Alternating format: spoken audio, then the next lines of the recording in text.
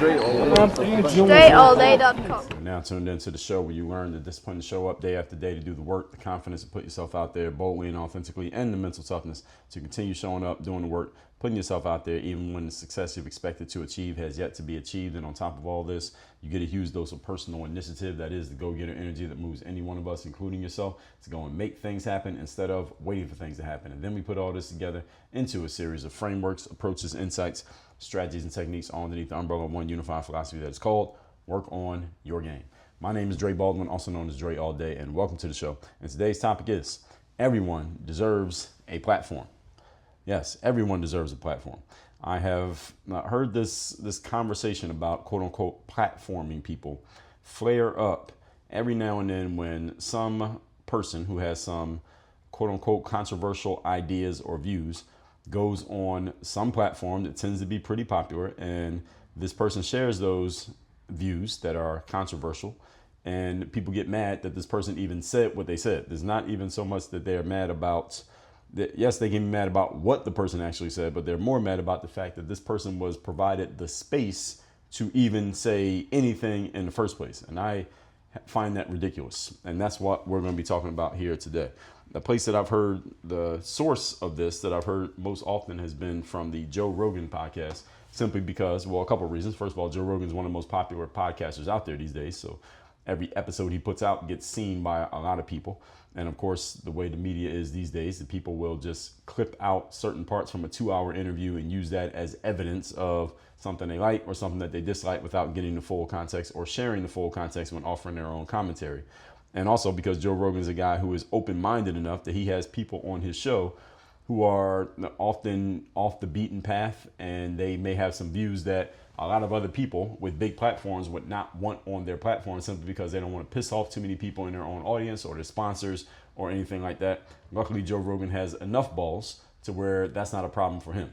Now, Joe Rogan did do a kind of sort of apology to the public after he had a few doctors on during the COVID scamdemic. He had a few doctors on his show who were openly questioning the efficacy of the COVID vaccine, quote unquote, if you want to call it that, and the experimental trial that a lot of people were fooled into taking under false premises of pretenses that you would not get the virus if you took that shot, which is what we were told by the Centers for Disease Control and others. But Rogan had some doctors on there who were saying, essentially, hey, you should not take this shot, and here are the reasons. And they were giving their arguments and their reasons for why. And Joe Rogan was just having open conversations with these folks. And a lot of people were mad at Rogan for, quote unquote, platforming these people who had views that kind of went against the grain. And the thing about Joe, as I said, he's willing to have people on his show who have differing viewpoints from what the mainstream accepted ideas are, and on certain subjects in which people have already decided there are facts that cannot be disputed. So the time period when I first actually thought of doing this episode was when Joe Rogan had someone on his show. I forget the gentleman's name, and let me see if I can find it, because I hadn't even, as of this recording, I had not even listened to this episode yet, but I will listen to this episode because I'm still trying to catch up on some other Rogan episodes that I have not finished listening to yet. And let me see if I can find this guy. So Rogan on his show, he often has these comics and these fight people on. I usually don't listen to those ones, but I listen to all the other ones. And he's had a lot of different people on his show. The guy's name is this him? I think it's this guy. Let me see. And I believe it's this guy named, this guy named Daryl Cooper. So Daryl Cooper was on the show. I'm looking at the show feed here on Spotify. March 13th, 2025 was when Daryl Cooper was on the Joe Rogan podcast. And I saw some clips of what Daryl Cooper was talking about. And long story short, Daryl Cooper was offering some off the beaten path viewpoints about Adolf Hitler, Germany, and the Holocaust. And any of you who lives anywhere in the world, I guess, there are some people who have some very, very, very strong opinions and strong beliefs and strong views regarding Adolf Hitler, Germany during that time period, and the Holocaust, which again mostly targeted people who were Jewish. So this is a topic that a lot of people don't want to touch. A lot of people are very sensitive about. And this guy, Daryl Cooper, at least in part of this interview. How long was this interview? So this interview in which he had Daryl Cooper on is a length of, 2 hours and 38 minutes. And this is like average for Joe Rogan. His interviews are always this long. So somewhere in that 2 hours and 38 minutes, Daryl Cooper has some things taken out of context. A 2-minute clip that I saw floating around on social media of him saying certain things and people getting mad about what he was saying, again, out of context, and people were saying Joe Rogan should not be, quote unquote, platforming these people. I completely disagree with the concept. It has nothing to do with what's being talked about. I completely disagree with the concept of saying someone should not be platformed. I don't care what their opinion is, and I'm going to get into all of that here today. Point number one. Topic, once again, is everyone deserves a platform. Yes, deserves a platform, and let me explain to you why. Because I'm not even big on this word deserve, but let me explain what I mean by this. Point number one, free speech and open discourse.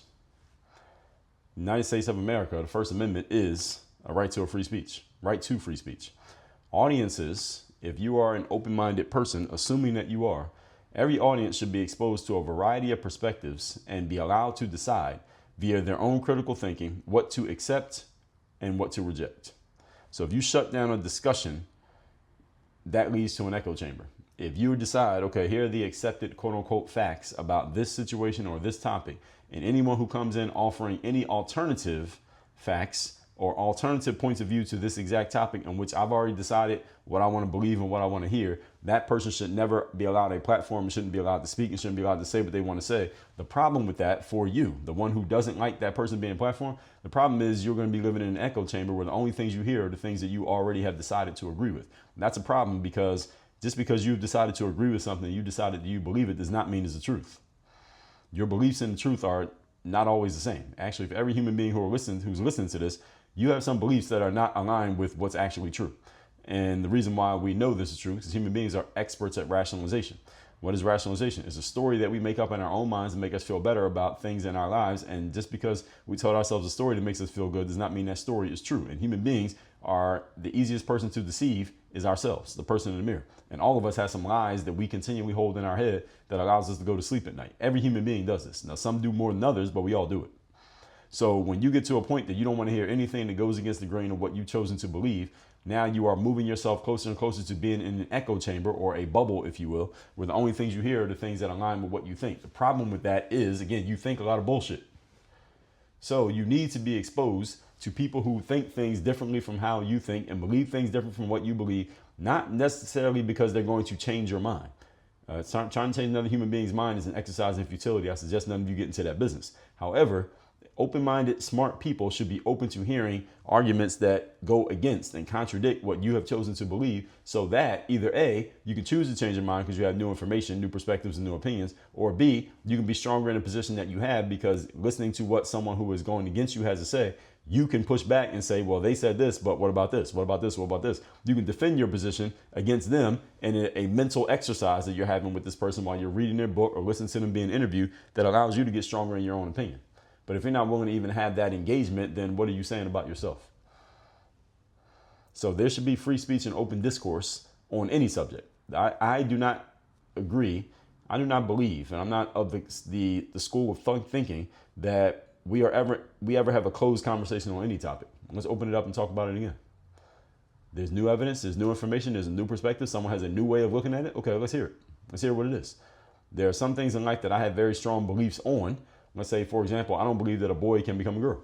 But there are people who do believe that a boy can become a girl. And if Joe Rogan brings one of those people on his show and they believe they have a convincing argument as to why, I'm going to listen to that episode and hear what they have to say. Does not mean I'm going to change my mind. It may help me better understand how others who believe that a boy can become a girl, where are they getting their information? Are they getting it from this person? Okay, so let me listen to that person talk so I understand what their arguments are. So when someone comes to me with one of that person's arguments, I can knock down their bullshit because I already prepared for it. So that's the reason I'm open to hearing someone say something that I disagree with. I want to hear it. I don't want to shut down anybody's right to speak just because I don't like what you're saying. And I don't really dislike what people say. I will just say what you said is some bullshit. Now, you can say it if you want, but it's just some bullshit. And I'll tell you why it's bullshit, and I'm willing to have a conversation with you about your bullshit. And you probably feel the same way about me. Let's have the conversation. What we're missing here today is people willing to have the conversation. That's the exact problem. Problem we have in society today is that when people decide that someone else is wrong about a certain subject, you and or they are unwilling to engage with each other, knowing that you two are on opposite sides of the conversation. Two critically thinking, logical, emotionally controlled human beings should be able to have a conversation about something upon which they disagree. The issue we have in society today is that there are fewer and fewer people willing and able to do this. Some of you listen to this right now. So anything that you consider to be a quote unquote harmful idea, there is no such thing as far as I'm concerned, that should be allowed to be spread publicly and as far and as wide as possible. Why? Because if the point is ridiculous, then it will expose itself. And if the point is solid, that will also be proven. So you got to bring things into the open marketplace. I told you I did an episode called the 12 Work on Your Game Commandments. If you did not hear that episode, that was episode number 2219. And it's a 4-part series, the 12 Work on Your Game Commandments. One of those commandments is the open marketplace commandment, which states that you have to prove whatever you claim in the open marketplace. So if you have some ideas that go against the grain of what everyone has accepted as true, you got to bring it to the open marketplace, to the town square, and let's find out if it's true. Let it stand up to rugged challenge. And if what you believe is solid, then it'll be still standing once everybody has challenged it. And if what you believe is some nonsense, it'll be laying on the ground once everybody has challenged it. But you got to bring it to the open marketplace. Which is why anyone who claims that they are in strong belief on a certain topic, okay, bring your belief to the open marketplace where people can openly and actively disagree with you, and you got to engage with them. Do that. If you really believe it, do that. If you won't do that, then I don't believe that you believe what you're saying. I believe you're saying it maybe because somebody has incentivized you to do so, or they're paying you to do so, or you're going to get fired if you don't do so. But I don't believe you really believe it unless you're willing to step out into the square and defend what you say and defend what you claim to be about. Your audience trusts you when you are transparent enough to allow ideas to come out and let people in the audience think for themselves. On this very show, I tell you a lot of things that I think. I tell you a lot of my opinions, but I make it clear when I'm giving you my opinion, and also try to explain things as objectively as possible to tell you how I got to my opinion. I'm not here trying to convince you to think the way that I think. I'm just telling you how I think, and I'm telling you how I got there. And if you disagree, you're free to disagree. I am open to disagreements. As long as people keep it respectful, I'm open to disagreements. And if you ever catch one of my live streams, Monday through Friday, 8 a.m. Eastern on all the available streaming platforms, I'm on them. LinkedIn, Instagram, TikTok, X, Rumble, Facebook, and what's the other one? There's one that I'm missing. YouTube. I'm on all of those 8 a.m. Eastern, Monday through Friday. The people disagree with me in the comments while I'm talking. And I will read their comment, what they disagree with, and I'll engage. They're commenting and I'm talking, I'll engage with them on what they say. I'm open to disagreement. It usually leads to one of two things. About 20% of the time, somebody puts me on to some new information that I didn't know. And I say, okay, I didn't consider that part. So fair enough. 80% of the time, they are offering an argument that doesn't refute mine. And I tell them why what they're positing is not going to refute what I said. And I'll explain to them why, right there on the spot. So we're in an era where everyone has access to information. Google, Chat, GPT, et cetera, and everyone can decide for themselves what they want to think. See, we're no longer in this era of someone telling us what to think. We get to decide on our own. All people need to do is just give us the information and let us decide on our own. That's the reason why we have the open marketplace. It's the reason why we have the internet, where people can engage. It's the reason why we have social media. So everyone can put their opinions out there. Everyone has a platform to do this. Speaking of, going to point number 2.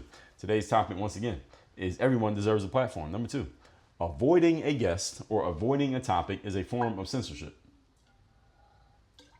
So let's just say that this show was a guest-driven show, the Dre Baldwin show, and I just have a guest on every episode like Joe Rogan.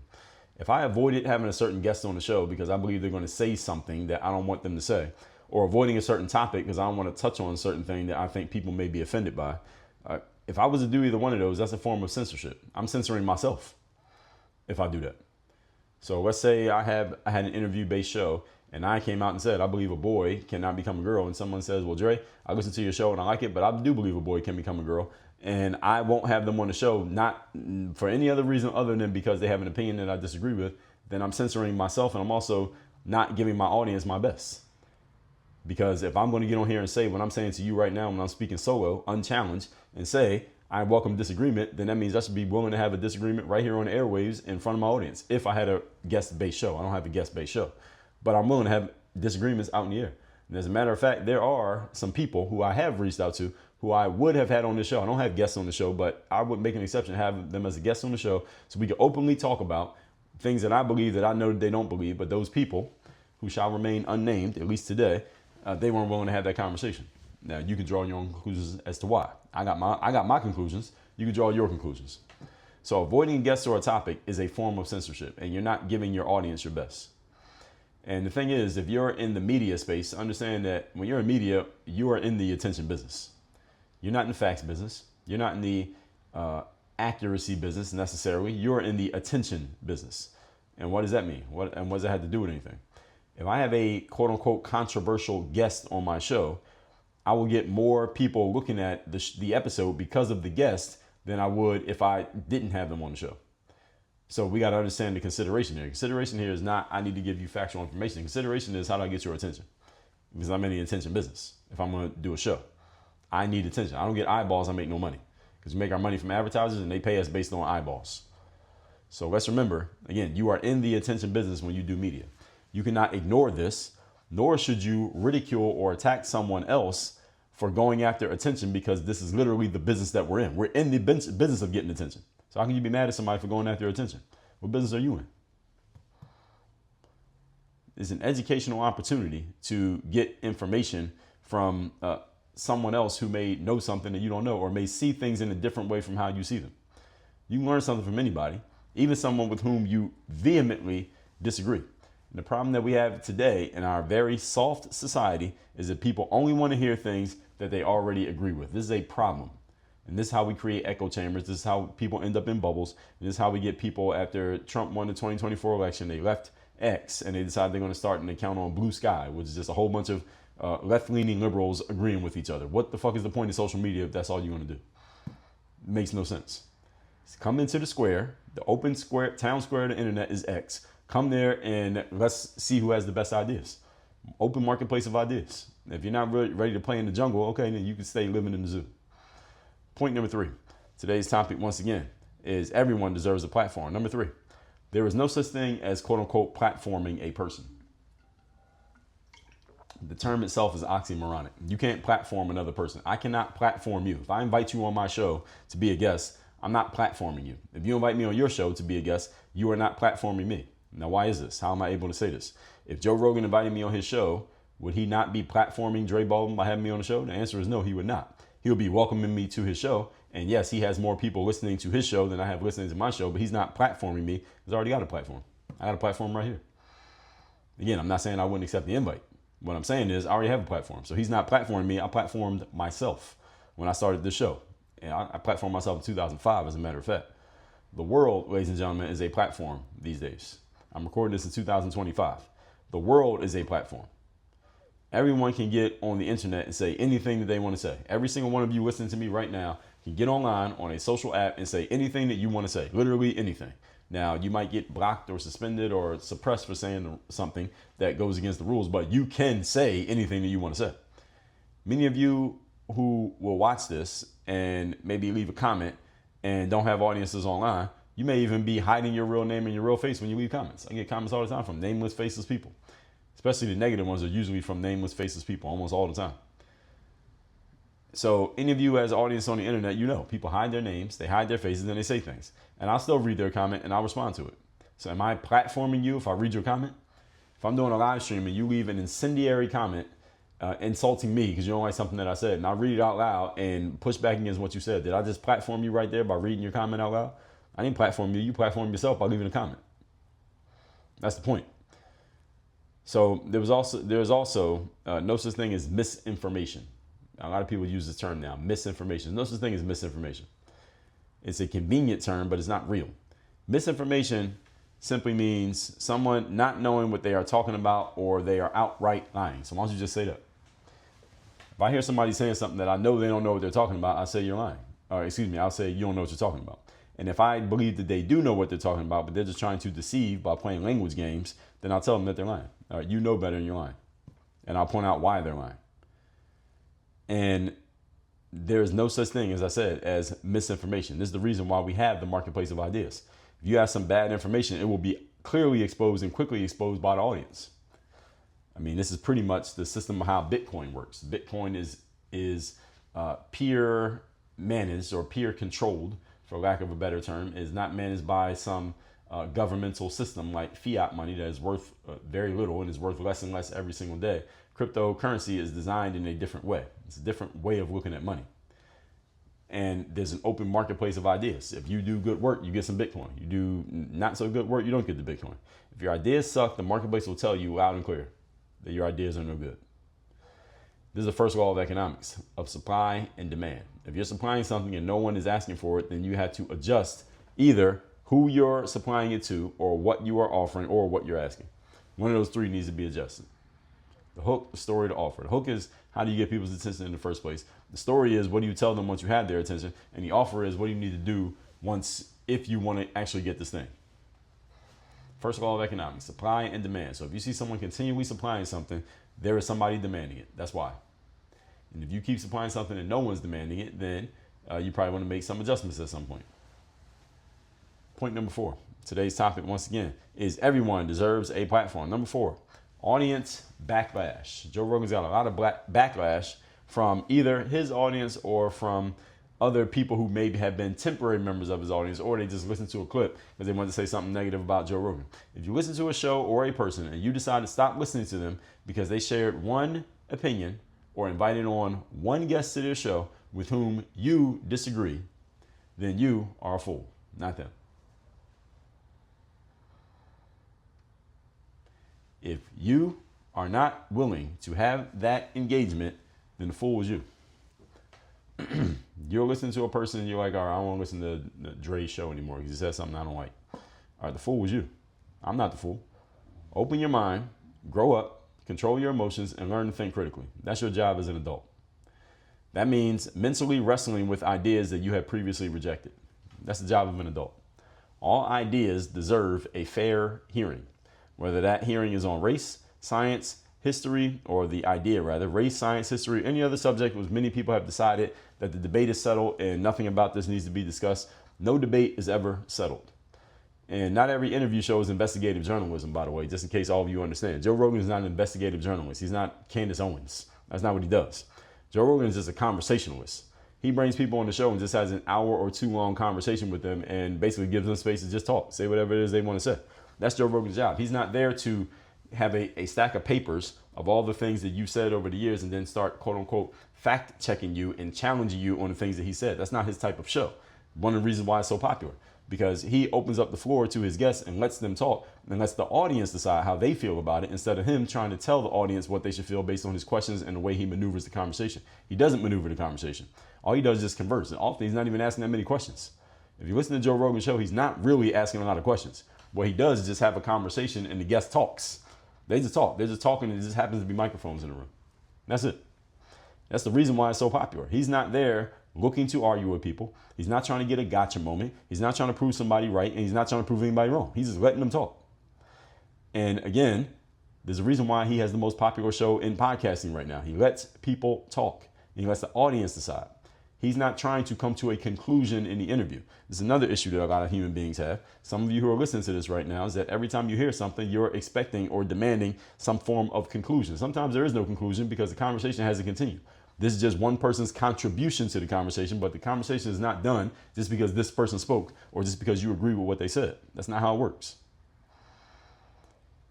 Joe is not trying to come to a conclusion, and some of you need to stop trying to come to conclusions with small pieces of information. You don't have enough to come to a conclusion with. There are many interview shows who might learn something from this format if they would understand it. The problem is a lot of human beings in their arrogance of wanting to prove their point and only wanting their point to be quote unquote platformed. They can't do what Joe Rogan does because it requires a certain level of humility to just have a conversation and not need to come to a conclusion or have the answers. You gotta have a certain amount of humility to not always have the answers. And a lot of human beings just don't have that. All that said, folks, let's recap today's class, which is everyone deserves a platform. Again, I hear this often, people talking about Joe Rogan because he happens to be the biggest show, but it applies to a lot of places. Number one, free speech and open discourse is what we need. First Amendment protects free speech. People should be allowed to say what they want to say, and let's have open discourse and an open marketplace and find out what's good and what's not. Number two, avoiding a guest or topic looks like censorship. You're censoring yourself and you're censoring your audience, and you're holding back from your audience and not giving them your best because you won't have an interview with somebody or have someone on your show for interviewing simply because you disagree with something that they said. That's ridiculous. If you knew everything that every person ever said, you wouldn't agree with anybody. Number three, there's no such thing as platforming a person. The world is a platform. Any of you has a smartphone, you already got a platform. Now you got a LinkedIn account, you got a Facebook, you got an Instagram, you got a TikTok, you got a YouTube. Okay, so everybody listening to me has a platform already. Your platform may be larger or smaller than others, but you have a platform. So there's no such thing as platforming a person because any of us can platform ourselves from our fucking phones in 2 minutes. So how can you platform another person? The answer is you can't. And number 4, audience backlash. If you listen to a show and you decide you don't want to listen anymore, you get mad at the host because they had a guest on and you didn't like, you are a fool. You are a fool, and you are way too old to be making these kind of decisions. It's not even a decision. It's mostly an emotional reaction. But you're too old for this. All right, cut the nonsense. Not every interview show is investigative journalism. Not every interviewer is trying to get a gotcha moment on the guest. Not every interviewer is trying to get to the answers or get to the quote unquote bottom line. Sometimes it's just the conversation. And that's what Rogan is, just a conversation. You are the one who's got to come to the bottom line. You're the one who has to actually think and come to a conclusion. Stop expecting the host to come to a conclusion for you and tell you what to think. All they're doing is open you up so that you can think and decide for yourself. That's what you need to appreciate. And there's a reason Rogan's the most popular show out there right now, because this is exactly what he's doing. All that said, everybody, workonyourgameuniversity.com. Have me as your direct coach. You can build your platform and you can platform yourself and put your stuff out there so the people who need what you offer know that you're there and they can come get it. That's at workonyourgameuniversity.com. Work on your game. Dre all